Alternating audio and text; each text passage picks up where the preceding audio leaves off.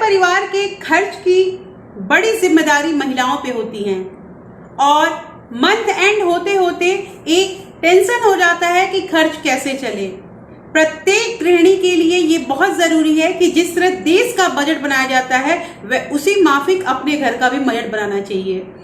और बहुत बार ऐसा होता है जैसे जो अनावश्यक या अचानक खर्चे जो होते हैं वो हमारे माथे पे आ जाते हैं और हमारा बजट जो है वो पूरी तरह से बिगड़ जाता है। लेकिन अगर हम थोड़ी होशियारी से अनुमान लगा के चलते हैं तो हम इन अनावश्यक खर्चों से भी निपट सकते हैं।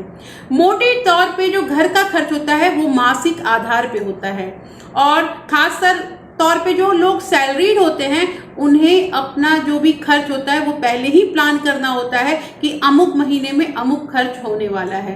और ये जरूरी भी है कि सबसे पहले हम एक लिस्ट बना लें जो जरूरी चीजें हैं। जरूरी चीजें में जैसे कि ये घर का बिजली का बिल, पानी का बिल, राशन, बच्चों की फीस, रसोई घर, फिर घर का किराया, ये सब चीजें जरूरी होते हैं तो ये लिस्ट में शामिल होना चाहिए क्योंकि इनका जो डेट होता है वो फिक्स होता है। इसके अलावा जो अनावश्यक चीजें होती हैं उनको अपने बजट में शामिल नहीं करना चाहिए। ये बात हमें बिल्कुल ध्यान रखना है जब हम बजट तैयार करते हैं।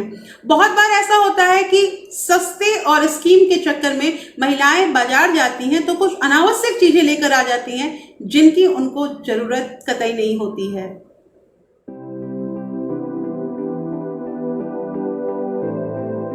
Hello everyone, welcome back to my channel real life with Tuko. कैसे हैं आप लोग? आई होप आप बहुत अच्छे होंगे और सेहतमंद होंगे और आप लगातार मेरी वीडियो के साथ भी बने हुए होंगे। तो आज की जो वीडियो है, इस वीडियो में हम बात करें कि बजट तैयार करने से पहले हमें किन किन चीज़ों का ध्यान रखना चाहिए। देखिए, जो भी हम खर्च करते हैं वो हमारे मासिक आय के जो हिसाब से होता है। अब ये मासिक आय में जैसे मान लीजिए किसी का मकान है जो किराए पे दे रखा है तो वो भी जो आय होती है उसको भी आपको अपने सैलरी में ऐड करना होगा। इससे हमें एक मोटा मोटी हिसाब मिल जाता है कि हमारे घर में कितने पैसे आ रहे हैं। उसके अकॉर्डिंग हम जो बजट होता है उसको तैयार करते हैं। इसके अलावा एक बात ध्यान रखिएगा कि जो मेहमान नवाजी होती है या जो बीमारी होती है वो कभी बता के नहीं आती है अपने घर में, तो उसके लिए हमें एक अलग लिफाफा बनाना बहुत जरूरी है जिसमें हम उस चीज के लिए पैसे अलग से रखेंगे। बहुत जरूरी चीज है कि जो खर्च होते हैं अगर आप खर्च को नहीं संभाल पा रहे हैं तो ये आप लिफाफे इन्वेलप में अलग अलग पैसे डाल के और अमाउंट उसके आगे ये मेंशन कर दे कि ये जो अमाउंट है ये इस चीज का है। इस तरह से अगर खर्च करते हैं तो हमारा जो खर्च होता है वो कंट्रोल हो जाता है। बहरहाल ये जो वीडियो है ये वीडियो डेडिकेटेड है मेरी एक सब्सक्राइबर को जिन्होंने मुझसे रिक्वेस्ट की थी कि वो एक संयुक्त परिवार में रहती हैं और वहां पे 9 लोग हैं और उनका जो मासिक आय है वो 15,000 का है। तो उनके लिए बहुत डिफिकल्टी हो रही है कि वो अपने घर का खर्च कैसे चलाएं। तो यहाँ पे मैंने एक संयुक्त परिवार के लिए 15,000 में कैसे आप अपने घर को चला सकती हैं और उसके अलावा आपके कितने पैसे भी बच सकते हैं मैंने तैयार किया है। दोस्तों, एक बार जरूर इस वीडियो को पूरा देखिएगा और प्लीज मुझे बताइएगा कि आप लोगों को ये वीडियो कैसा लगा। और प्रियंका सेस आप भी मुझे जरूर बताइएगा क्योंकि ये वीडियो आप ही को डेडिकेटेड है। तो चलिए स्टार्ट करते हैं वीडियो को। बट दोस्तों, अगर आप लोगों ने अभी तक रियल लाइफ विद टुको को सब्सक्राइब नहीं किया है तो एक नम्र निवेदन है, प्लीज सब्सक्राइब कर लीजिए मेरे चैनल को और साथ में जो बेल आइकन है उसे भी जरूर प्रेस कर दीजिएगा ताकि ऐसे ही इंटरेस्टिंग वीडियो की नोटिफिकेशन आपको मिलते रहे। तो चलिए स्टार्ट करते हैं वीडियो को। तो जैसा यहाँ पे बताया गया था कि 15,000 उन्हें मंथली मिलता है उन्हें घर खर्च करने के लिए। और यहाँ पे है कि ये जो फैमिली है ये काफ़ी बड़ी फैमिली है और यहाँ पे 9 लोग इस फैमिली में सरवाइव करते हैं। तो 9 लोगों को उनको एक साथ लेके चलना पड़ता है जिनमें उनके 2 छोटे बच्चे भी हैं। तो यहाँ पे ये चीज़ 9 लोगों के लिए 15,000 में घर चलाना it is very difficult. But यहाँ पे कुछ एडवांटेज भी है उनके साथ। पहला ये कि उन्हें जो घर जो है उनका वो उनका घर अपना है। दूसरी चीज़ कि अनाज में जैसे चावल और आटा ये 2 चीज़ जो है वो भी उनको खर्च नहीं करना पड़ता है क्योंकि अपना है। और दूध में भी जो मिल्क में भी उनका जो है वो ये 3 चीज़ में ये उनके साथ एडवांटेज है कि इसका पे उन्हें नहीं करना पड़ता है। उसके बाद बात आती है जैसा उन्होंने मुझे बताया था कि तेल जो है कुकिंग ऑयल ये उनका 15 केजी के लगभग खर्च होता है। और इसके साथ ही यहाँ पे चीनी जो है उसकी भी खपत उनके यहाँ 50 केजी है। मतलब तेल जो है वो 15 केजी, मतलब 15 लीटर वाला जो टीन आता है वो लेती हैं, और चीनी 50 केजी। उसके बाद गैस का भी उन्होंने बताया है कि गैस जो है उनके यहाँ 3 वीक ही जाता है। तो सबसे पहले तो हम यहाँ पे ये जो है, लेकिन ये जो उनकी खपत है ये 3 महीने की है। ये 3 महीने में उनका 15 केजी तेल लगता है और 50 केजी शुगर उनके घर में खर्च होता है। तो यहाँ सबसे पहले हमने क्या किया है कि जो कुकिंग ऑयल है, कुकिंग ऑयल का हमने कॉस्ट निकाला। तो कुकिंग ऑयल का कॉस्ट आ रहा है, अगर हम 15 केजी का टीन देखेंगे तो 2600 ये उनका आ रहा है 15 केजी का कुकिंग ऑयल। उसी तरह शुगर को हमने यहाँ पे 34 रुपीज़ पर केजी के अकॉर्डिंग किया, तो 50 केजी, तो यहाँ पे उनका टोटल शुगर लग रहा है 1700।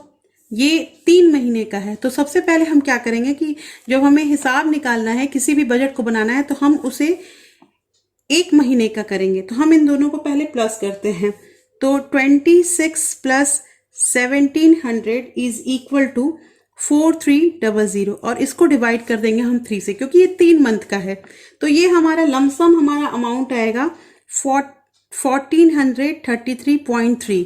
तो इसको हम लमसम में ना लेके इसको हम 1450 इतने रुपीज़ में हम इसको लेते हैं, क्या, हमारा ऑयल और शुगर। इसके अलावा उन्होंने जो गैस की बात की थी, तो गैस जो 800 का आता है वो उनका 3 वीक जाता है। तो हम तो 1 मंथ का लेके चल रहे हैं, तो हमने यहाँ पे 150 रुपये और ऐड कर लिए गैस के, तो टोटल हो गया 950। अब हम इन 3 चीज़ों का, ऑयल, शुगर और गैस का टोटल निकालेंगे। तो टोटल हमारे पास हो रहा है 1450 प्लस 950 इज इक्वल टू 2400। तो ये उनका मंथली, ये 3 चीज़ों को मिला के उनका खर्च हो रहा है। अब उनको जो चलाना है, ये 15,000 में उनको पूरा मंथ चलाना है। तो प्रियंका से यहाँ पे ध्यान दीजिएगा कि सबसे पहले मैंने यहाँ पे क्या किया है कि 15,000 में से 20% मैंने निकाल दिया है। आपको 20% 15,000 का होगा आपका 3,000 रुपया। आपको ये पैसे सबसे पहले मंथ में सेविंग करनी है। सेविंग मतलब अभी फिलहाल आपको अपने ही पास रखना है, ये नहीं कि किसी बैंक अकाउंट में डाल दें। तो यहाँ पे आपका 3,000 रुपया हो गया। उसके बाद आपको करना क्या है कि 15,000 से जब 3,000 निकाल लिए तो अब हमारे पास बचे 12,000 रुपीज़, और इसमें हमें अपने घर का सारा खर्च करना है।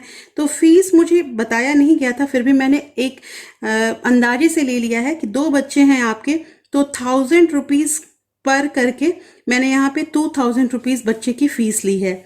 उसके बाद हमारा आता है वेजिटेबल में मैंने आप मुझे पता नहीं है, लेकिन फिर भी मैंने 3,000 के करीब में वेजिटेबल आपका लिया है। इलेक्ट्रिसिटी के अभी हमने जो यहाँ पे बिल लिया है वो 1,500 के लमसम ले लिया है।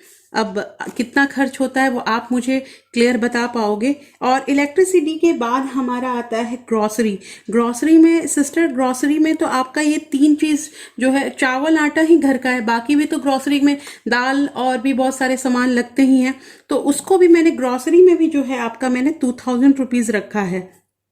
ये चीज़ें हमारी हो गई। इसके अलावा आपका मोबाइल जो है, तो मोबाइल जो है उसमें 350 या 360 रुपये के करीब में हमारे 3 महीने का रिचार्ज होता है। फिर भी मैंने यहाँ पे 200 रुपीज़ जो है वो आपका ये मोबाइल में रख रखा है। यहाँ पे ये इतनी चीज़ें हो गई। और अभी हमने यहाँ ऊपर किया था वो कितना आ रहा था हमारा 2400, जो 3 चीज़ों को मिला के, तो उसे भी हम यहाँ पे 2400 को यहाँ पे हम ऐड कर लेंगे। टोटल अगर हम ऐड कर रहे हैं सिस, तो हमारा आ रहा है 11,100। आप करके देखना। तो यहाँ पे इतना अगर मैं कर रही हूँ, फिर भी आपके पास 12,000 से अब हमारी यहाँ पे भी सेविंग कितनी हो जा रही है, तो सेविंग इज इक्वल टू 12,000 में से अगर हम 11,100 को माइनस करेंगे तो 900 रुपीज़ बच जाती है। अगर किसी भी चीज़ को मैंने, जबकि सारी चीज़ों को है ना ज़्यादा करके ही लिया है, अगर आप इस अकॉर्डिंग चलते हैं तो आपको 900 रुपये बच जाते हैं। मान लीजिए कि आपकी जो सब्जी है वो 3000 में नहीं हो रही है, तो आप इसमें से 500 रुपया और ऐड कर दो। मान लो कि आपकी इलेक्ट्रिसिटी में इतना नहीं जा रहा है, तो आप इसमें से 500 लगा लो, जो भी। और जो यहाँ पे 3000 रुपये मैंने सेविंग के लिए कहा है, तो आप एक मंथ में ये करके देखो। अगर इसमें से आपको पैसे घट जाते हैं तो आप ये 3000 रुपये में से 1000 रुपये इसमें लगा दो, लेकिन फिर भी 2000 की सेविंग करो।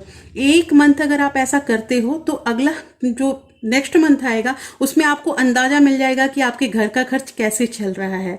और आप चाहो तो 2000 रुपये की एक आरडी खुलवा सकते हो और 1000 रुपये अपने पास ही रखना, क्योंकि मान लो कि इस मंथ में नहीं तो नेक्स्ट मंथ में अगर कोई। इसके अलावा आप मुझे जरूर बताना कि आपने कैसे इसको मैनेज किया और क्या ये मेरा जो तरीका है ये आपको पसंद आया या नहीं।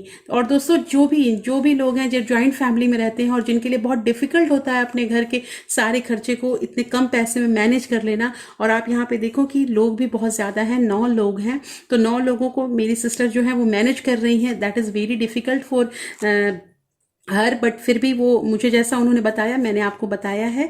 और वीडियो पसंद आई तो मुझे ज़रूर बताइएगा दोस्तों, और एक लाइक ज़रूर कर दीजिएगा। और प्लीज़ आप अपना विचार जो है वो कमेंट में मुझे बता सकते हैं कि कैसा लगा मेरा आज का वीडियो। फिर मैं मिलती हूँ आपसे एक नए वीडियो के साथ, तब तक के लिए thank you, thanks for watching.